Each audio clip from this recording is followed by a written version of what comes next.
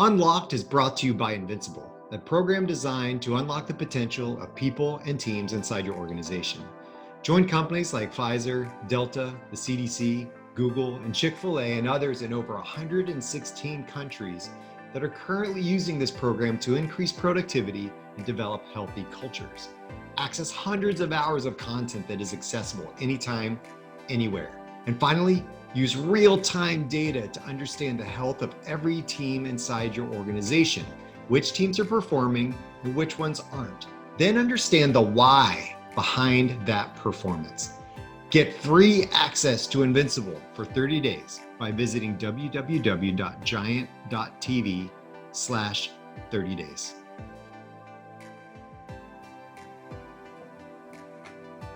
I've got a CFO on the show today, a financial guy, and we don't talk about finances at all. It's really interesting. Brandon Rogers from Verber Dental Group is not your typical CFO. We talked about people.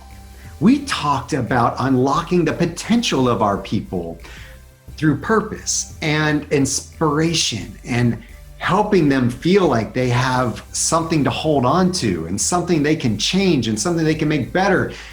This was such a good conversation. I was inspired. I feel like Brandon was inspired by himself.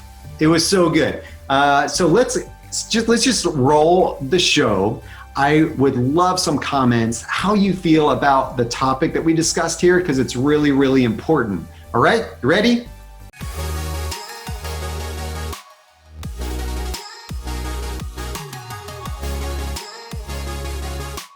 Welcome everybody to another episode of Unlocked. We've got Brandon here today, and he is going to be enlightening us because he is not your normal CFO. I'll just say that right now.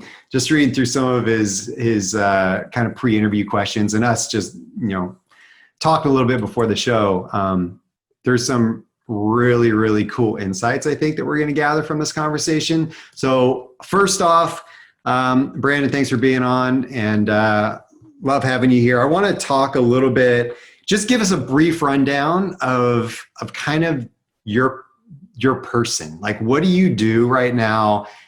How does that fit into what we talk about on Unlocked? I mean, right? Like, I don't have many CFOs on this show, right? So let's just kind of unpack that a little bit for the audience and see what's going on there. Sure thing. Thanks for having me, Scott. And these kinds of opportunities are for CFOs or anybody really in the finance field. They're few and far between, so I appreciate it. I'll tell you, most of the ways that I communicate are through analogies, euphemisms, or movie quotes, typically the latter. And so, when we talk about CFOs and you talk about, they're very binary. I always say, it's a true story. I always say, yes, but to Neo in the Matrix, everything was ones and zeros until it wasn't, until everything had a picture.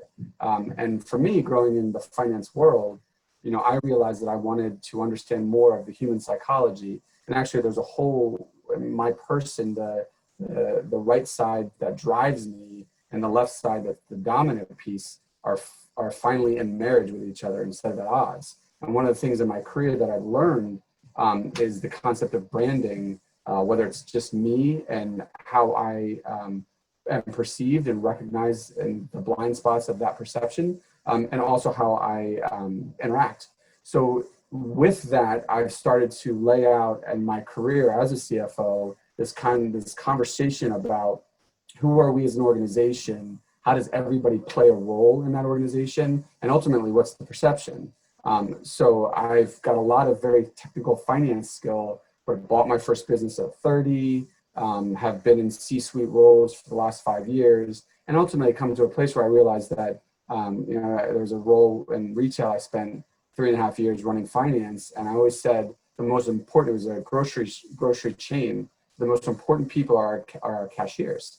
And people said, why is that the case? I speak to our directors and our managers and people that are making the big bucks and making the big decisions. And I'd say when those people come in and out, and when all of our patrons are shopping, the last touch point and the first touch point for that matter are always with these people. So I said, they may be hierarchically shown lower on the level, but they are without question the most important, and they are the ones that communicate the brand. So when they leave, those are the people that dictate. And so I look at that and I say, I used to go into stores and I would study them, I'd talk them up, and I'd realize that you are the reason why we're successful. So I'm finding now that thought process is what's carrying me through. Amen, my man, because you know what? I always say this. The people that influence our brand the most are the people we pay the least. It's me as a consumer going to my local grocery store down here in Atlanta. It's Kroger, Publix, whatever, right? I don't shop at Kroger or Publix because of my experience with the CEO. Like I don't even know who the CEO is, right? Like upper management doesn't matter. For them to understand that cash register person, that person in the aisle, stocking the shelves, whatever, the person in the deli department, that's where I'm having my brand experience. That's where that reputation is going to just like blow up, or it's where it's going to just not be so good, right? I'm going to go around and be like, that Kroger is a nightmare. Don't ever go to that place, right? So that's really important. Now, you call yourself a business linguist. Like I love the term, man. I love that. Now, why that? What does a big business linguist do? What's the label about? Enlighten us.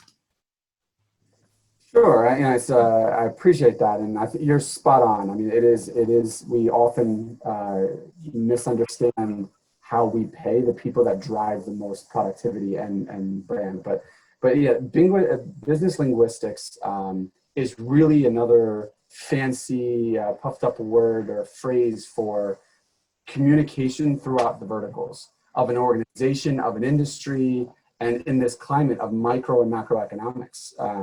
Linguistics is just we've been doing it for thousands of years, trying to figure out what the other person means, and so there's social EQ and there's all of these different ways to understand. But at the end of the day, Maslow said it very well.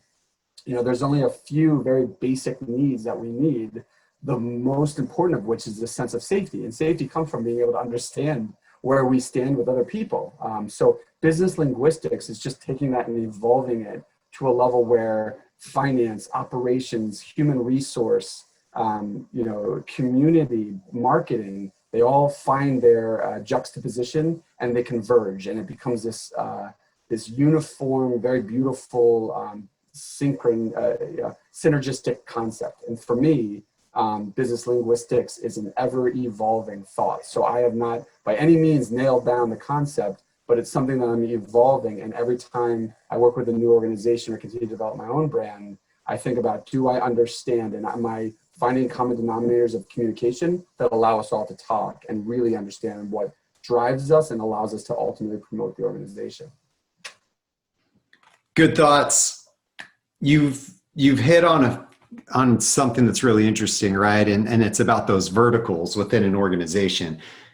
I feel like one of the biggest problems is that, a lot of organizations work in silos. You're right. They don't work cross-platform. You've got marketing and sales people over here. You've got customer service, you've got human resources, you've got executive team, you've got engineering, and they all kind of work in their thing.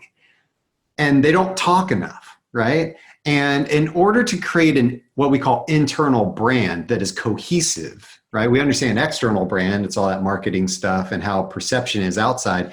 But in order to get alignment, true transparency, true just driven execution on that internal side, we need to have some things, right? So in your opinion, what is a kind of a tangible way that we can include that internal brand and that idea behind internal brand and carry that through building up our human capital and really leveraging that? It's a good question. And I'll say this, it is not anything sophisticated, at least in my opinion. It's actually the opposite of that. So I'll preface by saying I have two baby girls. I call them my babies. They're 6 and 7. But I'm a daddy of daughters, and I'm finding that they don't care about the expense of a dress or a doll or a house. In fact, it's my wife has made it very abundantly clear that it's my time and presence. And I'll say with that thought, that the concept of moving through and branding, it's done for me in a way that allows us to do the small things, focus on the small things. So I'll give you, for instance, in our business, we have treatment coordinators in dental. They're the ones that are on the phone, making the appointments. And I just go down there. Sometimes I'll bring, 8 cups of Starbucks to all the people at the front desk. Today, I just take one of our managers out for lunch, just real quick. It's those small things that say, hey, you know what? Not only am I paying attention, but I just value the time. And I try to be very, very systematic about how I do that. Now you have a bigger organization, it's harder to be more frequent with that. But to answer your question in a more simple and skinny down way, focusing on the small things like, this is how I appreciate you, lets people understand where your values are, and it puts them into action. And then it allows them to reverb that. So they go ahead, press that forward, and then all of a sudden you're seeing a brand develop out of care and grace and gratitude. And those are the things that your people, their clients or whomever, your patrons, come in and say, that's what I want. And that's why the Publix of the worlds and that's why you go down south and people go in there loving to shop. They do that because they're greeted well, but not just that. When they leave, they're reminded, and Chick-fil-A does the same thing. You can't our pleasure or my pleasure outdo them in that. They will always get the last word in. And that for me is a simple thing, but it's indoctrinated so well that that's the only way we think. And for me, that's what it's about. Okay, so let me ask you about this then. What do you say to those executives out there, right, who are more technically minded? Okay, we'll give them that. They may be very technically minded. They're not softy, touchy-feely people, right? They like numbers, they like spreadsheets, they like profitability stuff. I mean, you're in that world, okay? Like I said, you're not your typical CFO, but you've got that group of executives. What do you say to those executives that say, yeah, we don't need to worry about that touchy-feely stuff. We don't need to have hour-long conversations with our employees about how they're doing or what's going on in their life or any of that stuff. We just need alignment. We just need to get on the same page and get things done. Everybody get on the same page and get it done. We don't need to worry about the communication relationship part. What do you say to that? This is a simple response, and I've actually had people say, they want to stay in their lane. Productivity is not 1 + 1 = 2 anymore. It's a compounding effect, and if you do it well, 1 + 1 can equal 50. So to answer that question, people can work in silos and they can be efficient, but synergy is not just a buzzword. They like to use that, but it's not just a buzzword. So my communication with them would be very simple and be very quick advice. Go and find, we'll use vertical, and it's very business-minded, language, but use the word vertical and say, here, we have 5 verticals. You as a CFO, CEO, CMO, COO, whatever your role is, go and spend an hour for lunch, coffee or whatever, with one manager specialist from each of those verticals once a week for the next 6 months. Don't do anything but listen. It's been hard for me to do that as someone that likes to talk and enjoys to speak and get revved up. But I have, with my wife being in psychology and psychiatry, I've had the opportunity to do that. So I would say spend time with your people. Listen, and then you'll find out what motivates them, and moreover, what ultimately gets you to a place where 1 + 1 will equal 50, and it's no longer 1 + 1 = 2. All right, so we have something that we call the pit of despair. That's when we're teaching somebody, mentoring them, onboarding them, and we get through this, I do, you watch, I do, you help. And then we kind of stop investing in them, right? We just say, cool, I did it, you helped, good, and then we're gone. Right? Then they fall into what we call the pit of despair, because then they kind of know what they're supposed to do, but they don't feel confident yet. So they fall into this pit of despair. And this is where like what you're talking about, we don't spend enough time. We don't listen. Well, how do we get them out of the pit of despair, right? They need vision. They need a vision of something to hold on to, of why they're doing what they're doing every day. And they need time. They need not just, hey, Brandon, good job today, then I'm out. It's like, hey, Brandon, I really appreciate the comment you made about this in that last meeting. That was really valuable. Like, what brought that on? Like, talking, engaging, helping them feel like you're not just generically speaking to them. So I love what you said about that. Like, investing that time in them is really, really critical. Yes, CFO, you do all the financial stuff. I know I've said this already, but I love talking about the other stuff. You actually coach the people inside your organization a little bit, one-on-one development, personal development coaching. I don't hear that every day from your CFO. It's like, hey, I also do some of the relationship coaching stuff. So what's that about? Why do you do that? What's the benefit? What happens as a result of that? Yeah, it's a great question. And honestly, I'd say it's more selfishly a benefit for me. I coach a couple of our executives, one's in the marketing world, one's in the operations world. The benefit, there's this law of reciprocity where if you listen and you give, and you allow the environment to be one where you're sharing, it's the coaching piece is just a title, but I don't let anybody call me boss. I don't like that. And I also don't, I think just like products, when they're good enough, people just see the connection and they want to be part of it. So for my coaching, when I do it, and it ranges in age from 30 to 60.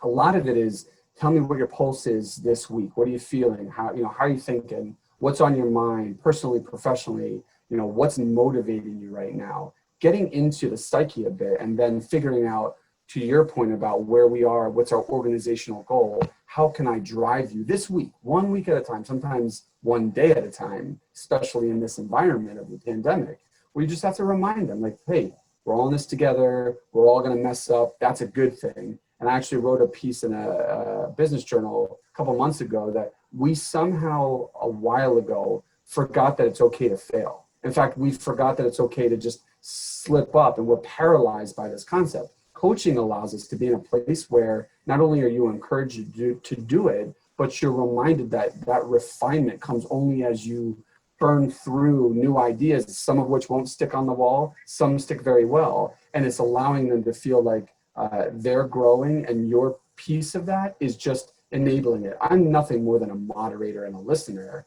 but listening to them gives me this capacity to grow in my skill set. And the finance piece feels much like breathing, whereas what they do is new to me, or at least not as simple. So I'm distilling their communication while thinking back to them how much of what I see they're doing is such a benefit, and how that is honestly, I say this to everyone, this is probably my mantra for business, so you can boil this down however you'd like, but I say them very often. People say they want purpose. People say the ultimate motivation for people is purpose. And I always respond with the same thing. I say, that's not untrue, but it's unfinished. People want purpose, but they want purpose that they can see tangibly contributing to something that's greater than they are.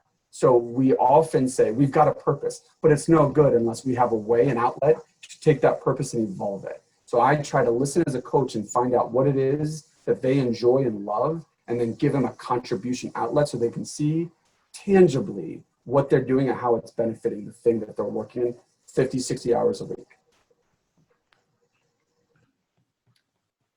That's cool.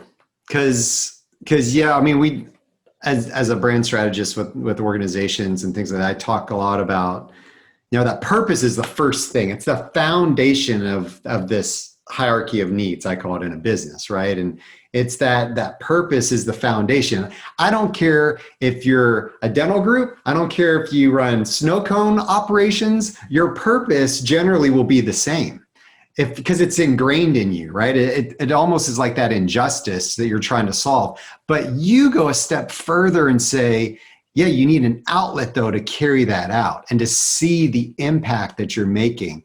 And I think that's where a lot of companies fail with their mission, with their values, or I mean, with their mission and their vision, is that it just becomes this kind of fluffy thing that they print out on a picture of an eagle flying into the sunset and just like put it in the break room. And they're like, cool, you know, instead of really having that aligned with their purpose, having that be the way we're going to carry out our thing and to see that impact, right? Every day. That mission should be that daily reminder of what we're here to accomplish every day. So you guys have blown up, right? You guys have exploded as far as your size is concerned and what you've done. So your workplace culture is shifting continually. These one-on-one sessions you're doing are great, and you have multiple locations now inside your area, and you're growing rapidly. Managing that growth is going to be tough from a culture standpoint, right? Different people coming in and out and doing what you do. Talk about that as far as your needs. As a culture, as a business are growing, what do businesses need to watch out for? What's some advice you can give them as they're scaling? It's a great question. That's actually timely because we're walking through this right now. Again, the 6-quarter plan I just built out talks through this, and we have a bunch of partners and doctors and then executives. You know, change management is a fickle thing because sometimes people will read through it to understand it, but the reality is it involves a little bit of getting dirty, getting in the mire, the first one through the wall, and a little bit of blood and all those cliches. But I would tell you one word for me is what's dictating this, and that's grace. You know, our CEO, has built this into this phenomenally grandiose concept. And it's a beautiful thing. He is a visionary among visionaries. What he's doing now is where I think the humility comes in, which is one of my favorite traits in a human being, because he's recognizing in this season of growth, I need a CFO, I need a COO, I need someone to take the burden off me because I'm a good businessman. I'm a beautiful mind with regards to marketing and vision, but I need those tactical, skill sets to come around me. And for change management, how people grow and manage it, it's extending grace continuously. And it's reminding ourselves, even in the frustration of not getting something done or feeling like you're not being heard, that you got to step back and say, hey, maybe this roadblock is struggling with a roadblock of their own. So you have to kind of reposition. And I say this because I'm I'm a huge fault of this. This is a big problem for myself. I've always got to reframe my thought process, is looking around and saying, all right, everybody here is still on their own learning curve. So we've got to calibrate that. We got to recognize that we're all in this together, and not in a kumbaya way, but saying, hey, solidarity is a very strong and powerful mechanism from a human psychology perspective. Moreover, but for an organization to put that into play, you wouldn't tell your children as they're growing, hey, you'll figure it out. And every time they burn their hand or smack their face, just look away. You take that, you have a post-mortem, you say what you did, and then move on, and you make less of that mistake moving forward. It's no different in business. You treat your people like your family. You show them grace, you show them love, and in that process, you also allow the refinement to be a group process. And that's one of the things I think is allowing us to grow and scale so rapidly. But again, it's a process, and we haven't mastered it by any means, but we're definitely welcoming the challenge. Okay, talk to the other side of that though. Is that what you see the problem being with companies trying to grow? I mean, so expand on that. Yeah, absolutely. So I think people are afraid to bring in some of those warm and fuzzy words about which I was speaking just now, grace, love, those, because they feel like they don't have a place in the professional world. And I would offer up that that's actually the opposite case. I think what we do is we bifurcate our personal world and values, and we put in this mask of, this is what I've been inculcated to understand and think and action, and we lose our identities, and that then it hurts our ability to connect and find synergy and connection with the people around us. So when people are failing, when businesses are failing to scale, it's often because, and you've heard fail quickly, fail fast and fail often. People don't embrace that concept. And I was just saying, we forgot that it's okay to fail. In fact, we're encouraged, if we want to grow, to be okay with the concept and move forward. So I think for those businesses that are struggling, I would say, hey, think about those words like grace and love. Find a way to appropriately, make them part of the world that you're in and the business that you're growing, but then make sure that you're genuine about how you say to your people, this is okay, we welcome it, and we're a company that's going to grow because of it, not despite it. Beautiful, man. Because right into that, I'm gonna say, I'm just gonna read this verbatim because it was beautifully written. I was asking you previously, another one of the big problems that companies make, and you said mismanagement of incentivization. We assume finances and time off are the primary motivators for increased production. Right on, right? We just think throw more money at them, give them another week, and they'll be happy. They'll stay for life. With the occasional hollow accolade to serve as reinforcement. I love it, hollow accolade. People are incentivized by feeling part of a system that needs their gifts. If we are doing that properly, retention is high and the rest falls into its rightful place. So how do we figure out what those gifts are? How do we make sure that we're honing in on those gifts and allowing them to use those gifts? Like, how do we do that when we're managing people? I think a lot of it, it's a good question. A lot of it, again, goes back to that whole breaking down this partition of this is who you are as a human outside of the organization. This is who you are in your role inside of it, and allowing them to find this marriage. So I would tell you, getting people into this place where they feel they can be more of who they are at home or in front of their friends at work, and allow them to steer that into its contribution.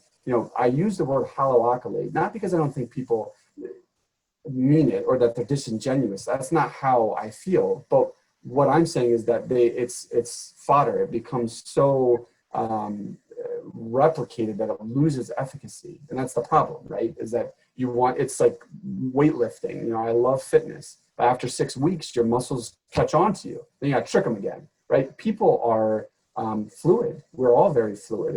And so part of what this process is getting inside of each person, allowing them the vulnerability part. I mean, I haven't said that word, been thinking about it, but allowing them to get inside of you as well and say, hey, you know what? These are my blind spots. This is what I do well. This is what I need help with. And this is how I think we can blend as a group. When you do that, you invite not just growth and the opportunity to build something great, but you invite this sense of contentment and satisfaction, being satisfied in the work that you do, that makes you wake up and you're not even sure what you did for 10 hours. You just knew that you loved it and you can't wait to do it again. And that, my friend, is something that I think I've been looking for 15 years. I found it, and now I'm just completely pressed in, not only on keeping it going, but evolving it. I feel like it's incumbent on me and those around me, my peers, to take this concept and to build it into a place where it becomes self-sustaining and ultimately involuntary muscle like breathing, where we just naturally do this because it's not only the right thing, but it is like anything else, it's cathartic. Catharsis will outweigh the concept of, oh my gosh, if I do this wrong, I'm going to have, that's just not the way the world works. And reinforcement in human beings, it's not sustainable that way. Fear-based leading is not sustainable. It works for a time. Catharsis, it's the most sustainable thing. And when you make people feel that, it really is sky's the limit. Brandon, let me know when you start your public speaking career and you write your book and you start your podcast and your YouTube channel, and I'm going to subscribe because, man, it's like I think we're talking about you in a way, like on some of this stuff, like we talk about this inspiring to purpose, and you said it in here. One of the last things you wrote me when we were talking back and forth a little bit before the show, to inspire is to give purpose. And I think you, not, yes, we can inspire other people, but I think in talking with you a little bit, I can see this inspiration in you and just the way you talk. So to inspire others is to also give purpose to yourself, right? Is to also to do what you feel like you were meant to do here. And when you show others how to inspire themselves, you've unlocked a whole new realm of opportunity for them and for your organization. And I'm going to tack on and for yourself, because it's bigger, right? We all want to feel like we are, like you said, that we have a purpose and feel like we have a purpose, that we're associated with something or somebody that believes what we believe, but then we're able to see the results of that. And that is where the power comes in. And I think that's what you've seen. And I think that's where your energy comes from, because I sense it, man. Just in this interview, I sense it. And I think that that's beautiful. You know, first of all, thank you. That's it's very nice of you, and I feel the passion comes because you said it, and I think you probably nailed it very well. My passion and the love is watching others enact. That's the reality of the matter. So for me, when I get the chance to coach or watch somebody grow, and I do it all the time, there's small pieces or the big pieces, but when that happens, you in your heart, you know, in your mind and your heart, you feel like you've done something that is not just for now. You'll see it'll bear fruit for the rest of someone else's life. That for me is life-giving, and it's also it's implanting in me this sense of connection, that a deep-rooted connection. You know, I work all day on spreadsheets, and I talk to, you know, banks and vendors and negotiate, and, you know, there's tactics there, and some of that's just business. But at the end of the day, I always end the phone calls with, but who and how are you? You know, and I get these relationships going with vendors that are, you know, and it becomes more of a, hey, I know where you are already. I want to do this for you. It becomes very reciprocal. And then, you know, I find myself spending, you know, $400 on a lawyer getting ready for a new acquisition, spending money to send him a fruit basket because of all the work he did, even though I'm paying for it, you know, but that's not where the fruit basket's coming from. The fruit basket is an extension of me thanking him because I was blessed. You know, I was giving that gratitude really feels more like, wow, I won on this deal, not you. And they in turn feel like, wow, that's how I felt. And you're just exploiting that. And you're saying, this is how the world goes round. So yeah, there's a personal satisfaction that I take from that. But it is, I see it in my children, I see it in my wife, I see it in our colleagues and my staff. It's a really cool thing. Rock on, man. What can people do to get in touch with you if they, you know, just want to banter with you, if they need some help from you, or what is something they can do to get in touch with you if they need your services, even in the dental group space? I mean, how can that happen? Sure. So you know, again, a bit of an open book. You know, I love kind of talking about business, personal, you know, the juxtaposition of both. Really, you know, it's funny, on my signature, on my emails, there's my cell phone number. I actually I think I list it for the purposes of optics, my phone, my work phone, but I have never actually checked a message here ever. It's just constantly orange.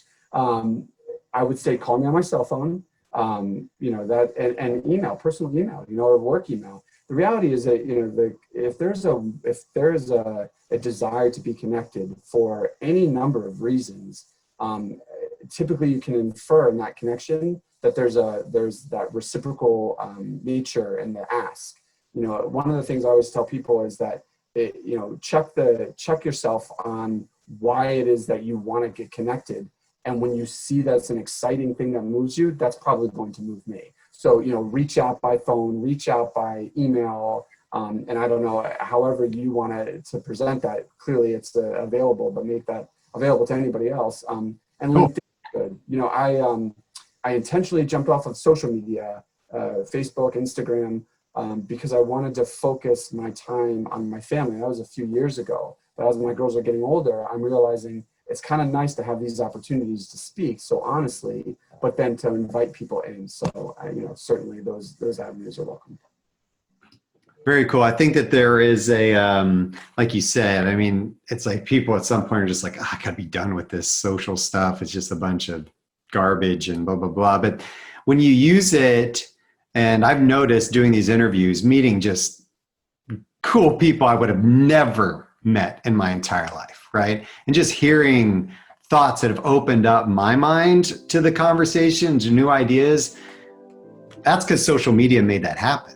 You know, I mean, we reached out on LinkedIn, we connected, you were open to the conversation, you took a risk, and here it is, you know, and now you're going to make billions of dollars from being on the show. So awesome, man. Well, I really appreciate you being on, and thank you so much, Brandon. And I'll put all your contact info in the comments. So hope good luck to you. Hope you guys keep crushing it, keep growing, but manageable growth, right? I mean, keep that manageable, but good luck on everything you're doing here. Thank you so much, Scott. Again, you know, give everybody the opportunity, but it was a pleasure to be on. I appreciate it. Thanks, man. Like I said, not the normal CFO. Of course, I don't know a lot of CFOs, but I'd be willing to bet a lot of them, and this is not a knock against CFOs, I'm just saying the typical mindset of that type of persona is not to venture out and take their employees coffee all the time, or take their employees out to lunch and listen, and to coach one-on-one employees and their management team to listen to what's going on with their day-to-day life and help be a sounding board to help inspire them and feel purpose so that they can drive and win and feel that they're changing the world. This is so great. And it shows me that you can't pigeonhole people, right? You can't put them in a box. I don't care if they're a leader. I don't care if they're an employee.